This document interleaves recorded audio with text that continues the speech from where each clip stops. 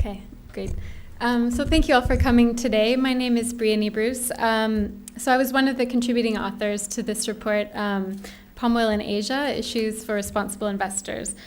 Since time is quite short today, I won't be able to go through details of the entire report, but what I can do is give you an overview of the issues that we covered.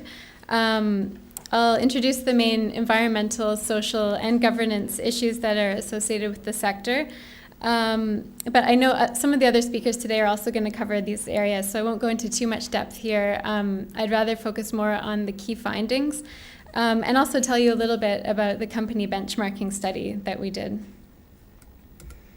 So a bit about the industry. Palm oil is the world's most productive commercial oilseed, and it dominates tropical oil production, making up about 36% of global edible oil production. Part of its popularity is due to the high yields of the crop.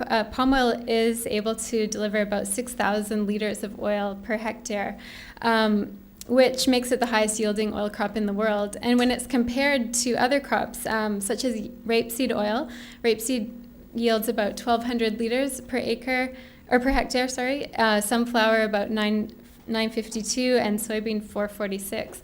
So we can see that it's quite an efficient crop, and combined with the tropical year-round growing season, it's a very attractive oil crop. In terms of production is based largely in Malaysia and Indonesia, with about over 80% coming from these two countries. Other major producers include Thailand, Papua New Guinea, and the Solomon Islands. On the demand side, palm oil is used in a wide range of consumer goods, including processed foods, shampoos, edible oil, and even biodiesel. And it can be found in about 10% of all products in European supermarkets, so the demand is huge. And part of the reason for this is the versatility of palm oil. During the refining process, a lot of the distinctive flavor and smell is removed from the oil, which means that it can be substituted for other vegetable oils, making it quite appealing for industries like the food processing industry. Of course, the drive towards biofuel by a number of countries implementing biofuels targets is also contributing to the surge in demand. In terms of consumption, this is quite geographically diverse, but the EU is the leading consumer, taking about 16% of the global total, followed by China, Indonesia, India, and Malaysia, which consume about 10%, and the US consumes about 2%. So this is just a quick overview of the ESG issues associated with the palm oil industry. So obviously the most widely publicized and well-known is deforestation.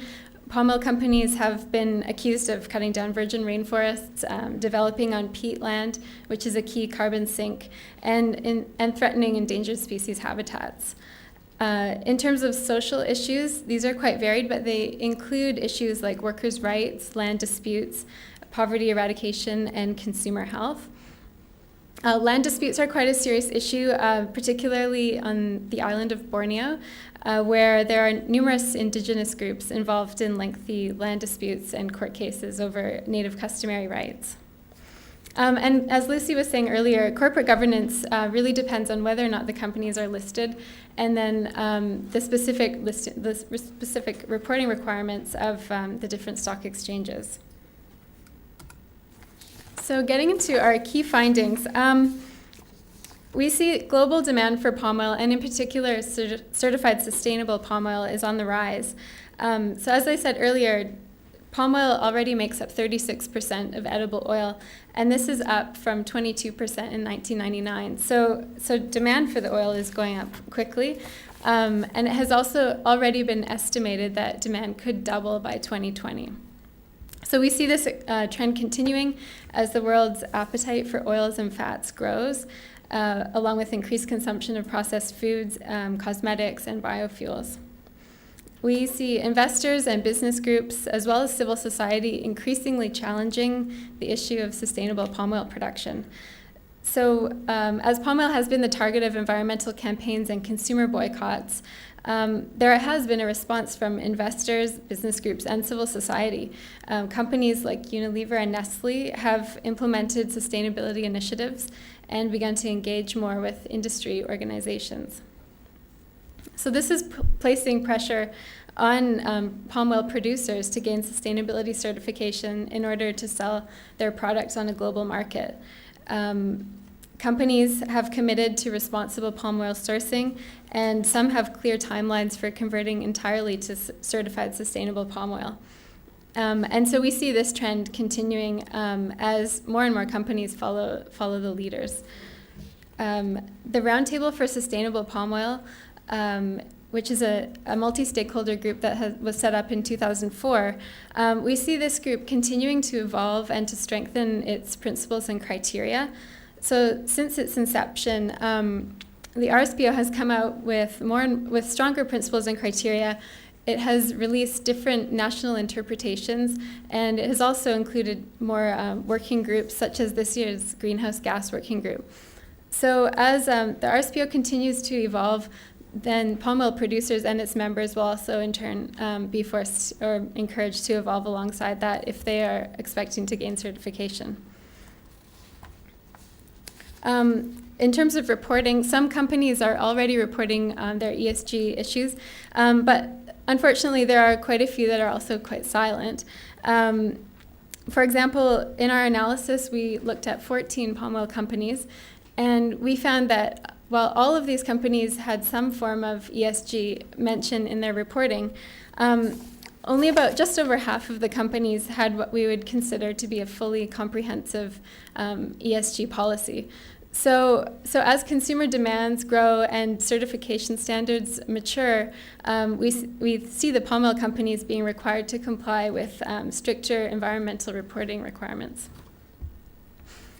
Also, analysts and portfolio managers will require and ask for broader and deeper and more reliable data in order to gauge the sustainability operations of palm oil companies.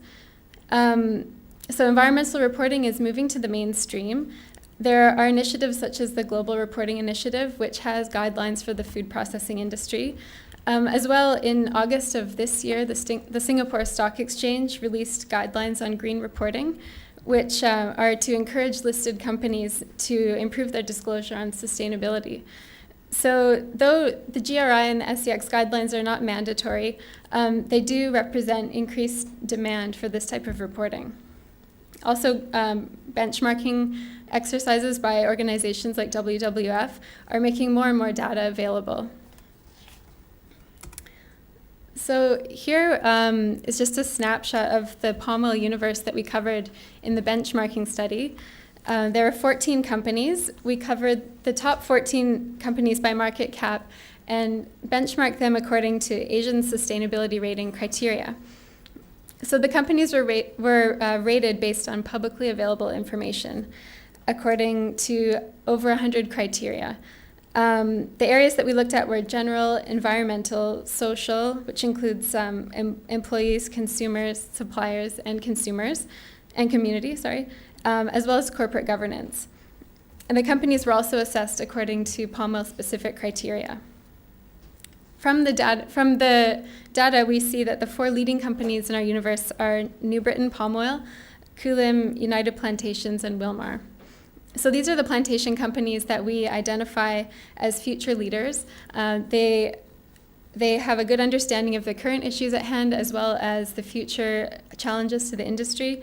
And then they also engage with stakeholders on sustainability issues. So we expect that these are the companies that will lead the way in the industry going forward.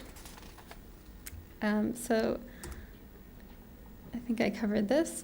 So that's it. Thank you very much.